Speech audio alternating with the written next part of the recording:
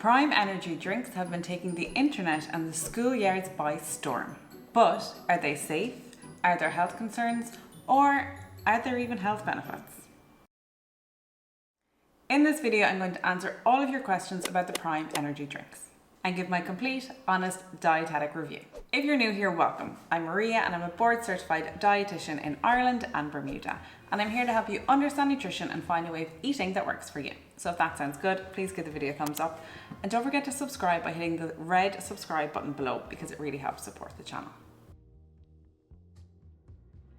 Prime drinks are the popular sports and hydration drinks created by the YouTubers KSI and Logan Paul. We have created Drink Company. And since their release in 2022, they have been in huge demand, often selling out and being resold for much higher prices. We've even heard stories of some very business-savvy 12-year-olds who go on holidays, buy them, bring them home and sell them for a much higher price. So well done to all the 12-year-olds who have built mini businesses off of these drinks. And if you do have kids, you have more than likely heard about these Prime drinks, because they are all over TikTok, social media, and kids everywhere have been plaguing their parents to get their hands on these drinks. First things first though, there is two different types of Prime drinks. There's Prime Energy and Prime Hydration, and they are quite different. But an easy way to remember them is that Prime Energy usually comes in a can and Prime Hydration usually comes in a bottle. Prime Hydration is being targeted as a sports drink, whilst Energy is, as the name suggests, being marketed as an energy drink. And both drinks contain a mixture of filtered water, coconut water, artificial sweeteners, flavourings and added vitamins and minerals. Prime Energy contains caffeine, whilst Prime Hydration is caffeine free. And Prime Hydration contains branched chain amino acids which are marketed as essential for muscle growth, but more on this later. For the purpose of this video, I really wanted to have some Prime drinks to taste test, but I live in Bermuda on a remote tropical island and I couldn't find them anywhere. Actually, that's an error. I did once find them, but I was not able to justify the price tag. Which brings me to my first point. They are very expensive, so they're not good for your financial health. And really what you're paying for here is the novelty and the brand name. It's not for the nutritional content. Also, I do have a free recipe ebook, which I have linked in the description box down below, so you can click the link to download that if you're interested. My next point when I was looking at these drinks is that it's important to be aware that they are a concern in terms of allergens, because they are made of coconut water and coconut is a listed tree nut. So it is something to be aware of when you're thinking of groups of children in schoolyards or at birthday parties, that these drinks do contain one of the major allergens. So Prime drinks contain a number of added vitamins and minerals. This includes some B vitamins and also vitamin A and vitamin E, as well as zinc, which are known to be antioxidants. However, we do know that these nutrients are abundant in many foods that most people will often consume in their diet. So having the additional supply through Prime drinks is unlikely to be of any major benefit. And really, your vitamins and minerals should be coming from food, not Prime energy drinks.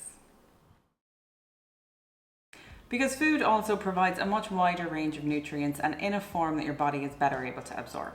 Like for example, vitamin A and vitamin E here are fat-soluble vitamins, which means fat is usually beneficial to help the body absorb them, and there is no fat in the Prime drinks, so they're not going to be very efficient for the body to use. Also, vitamin A and vitamin E are fat-soluble vitamins, which means we can take these in excess because they can be stored in the body for long periods of time, unlike water-soluble vitamins like B and C, as excess of these is excreted in our urine. Now, it's unlikely that you're going to go overboard on these vitamins with Prime drinks, so it's not something I would really worry about unless you're drinking litres of this stuff, but I'm going to throw it out there all the same. Now, the Prime drinks have artificial sweeteners, which is a controversial one. But when we look at any other energy drinks on the market, the majority of them are going to have artificial sweeteners, so it's not something that's uniquely pro or against Prime.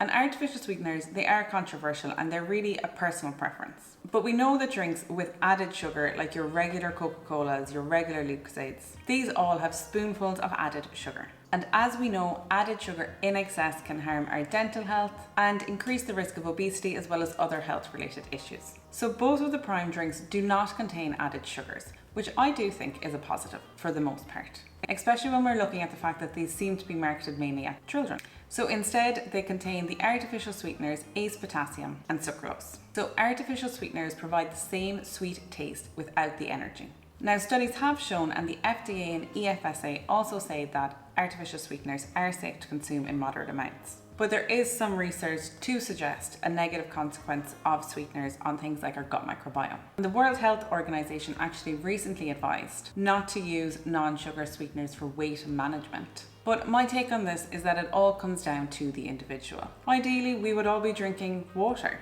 but sometimes we want the sweet taste. So really it comes down to the individual, your health status, your health goals, about whether or not you want to choose a drink with artificial sweeteners or a drink with real sugar. So now I'm going to look at them separately. So we will start off with Prime Energy, which is a funny one because it's marketed as an energy drink, but Prime Energy actually has no calories, or like 10, which is a little bit confusing because calories really is substance and energy. So what they're trying to market here as that it is energy from caffeine. And Prime has gotten a lot of press about the caffeine content. Originally, there was 200 milligrams of caffeine per serving, which is quite high. Now, I have looked on the website, and from what I can see, it is now 140 milligrams, but this may vary on your country because Prime had to reformulate based on legislation in different countries about the max amount of caffeine they could have in their drinks. But for now, on the website, Prime drinks seem to have 140 milligrams of caffeine per can. And to give you some context, an average cup of coffee normally has around 90 to 140 milligrams of caffeine. And because of this caffeine content, the Prime Energy drinks are not suitable for children. And it does say this in tiny writing on the can and on the website. They also may not be suitable if you're pregnant or breastfeeding, as it's normally recommended to keep under 200 milligrams of caffeine.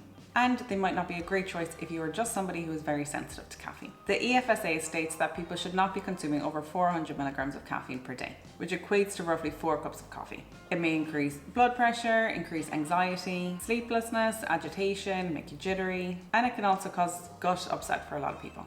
Now, I'm not against caffeine. I think it can be great when consumed in a level that suits you, provided you're over the age of 18. But if you're to compare a Prime drink with a cup of coffee, the cup of coffee is going to give you caffeine as well, with some micronutrients, without the price tag, with no added sugar and with no artificial sweeteners. But look, if you're just looking for a fizzy drink with some caffeine, it's not the worst option.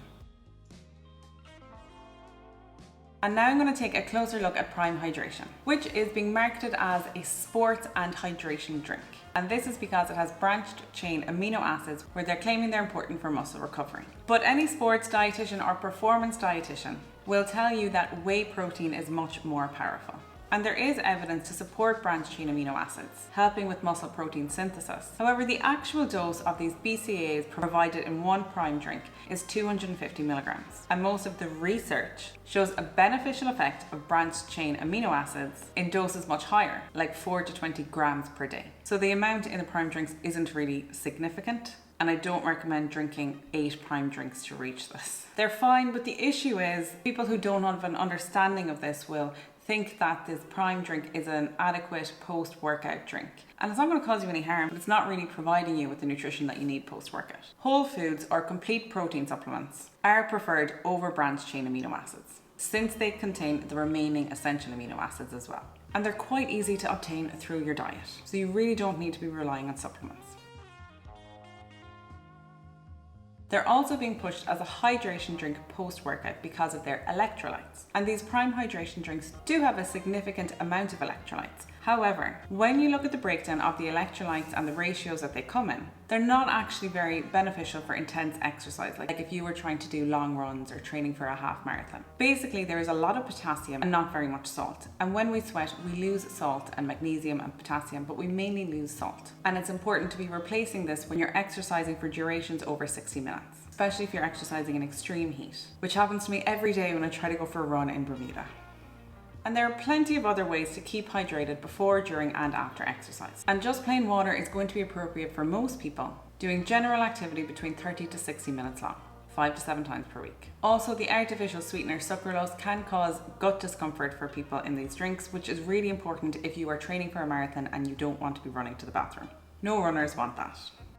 So the bottom line when it comes to these Prime drinks It's a really good example of influencer marketing. And I must give it to KSI and Logan Paul that they are very good businessmen.